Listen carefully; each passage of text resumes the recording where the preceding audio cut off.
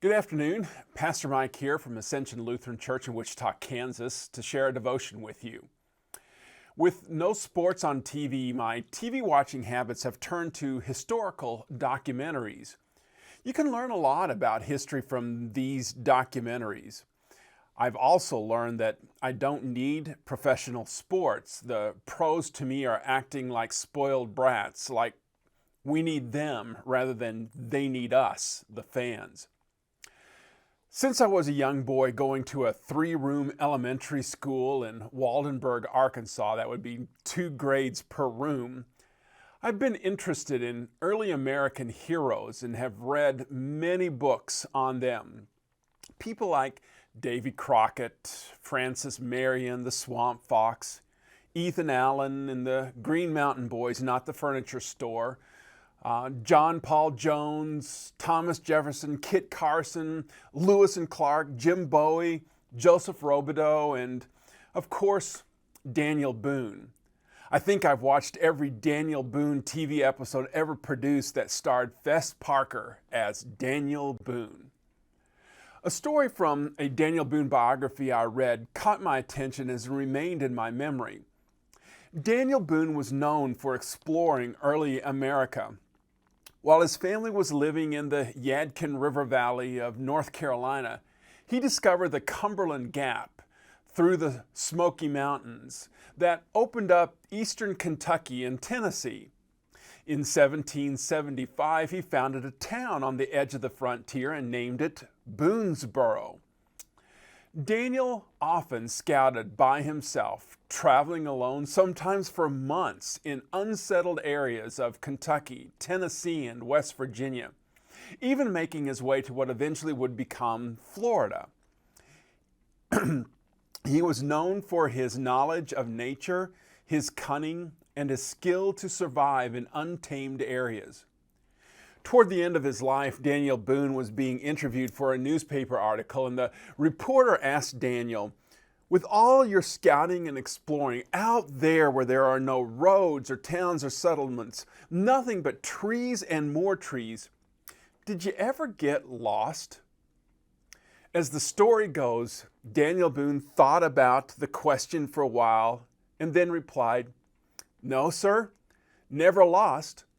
I was bewildered once for 3 days, but never lost." Bewildered for 3 days, but not lost. Now, most people would call that being lost, but not Boone. Most people would have panicked, and panic makes you do dumb things that cost you your life. Keeping your head in difficult circumstances is the difference between being bewildered and lost.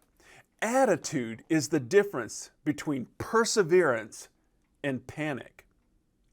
St. Paul says in 2 Corinthians 4, verses 16 and 17, "Therefore we do not lose heart. Though outwardly we are wasting away, yet inwardly we are being renewed day by day, for our momentary troubles are achieving for us an eternal glory that far outweighs them all." You don't need me to tell you that our world is troubled.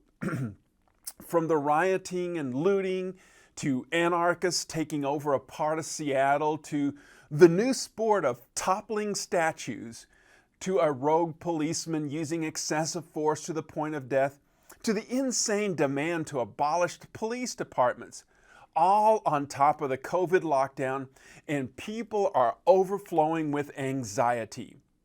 When you have that much pent-up anxiety, a person's natural defense is to dump it, to get rid of it any way they can. And so you see people acting out, trying to rid themselves of anxiousness, though it doesn't excuse the behavior. We are living in troubled times for sure. But St. Paul's words provide instruction. Do not lose heart. Keep your head. Use your brain. Trust in the providence of God. Perseverance in troubled times is the difference between enduring and giving up. Attitude is the difference between calm in the midst of trouble and anxiously acting out. The attitude to which St. Paul directs us is a steadfast faith. A steadfast faith enables you to endure rather than lose heart. Just like attitude is the difference between bewilderment and being lost. A faith that endures is a faith that enables us to deal with the present troubles, believing and knowing all history is in the hands of God, and that, like all things, this too shall pass. An enduring faith enables us to let go and let God, so to speak. We cannot control the world, but God does. And no matter what happens, our future is secure because we are God's people. We can't control the world, but being in Christ means the world cannot control us either. Paul, who himself dealt with many hardships, troubles, and bewilderment, relied on his God-given faith to help him endure. Even while being imprisoned, he could write, "That is why for Christ's sake I delight in weakness, in insults, in hardships, in persecution, and in difficulties. For when I am weak, then I am strong."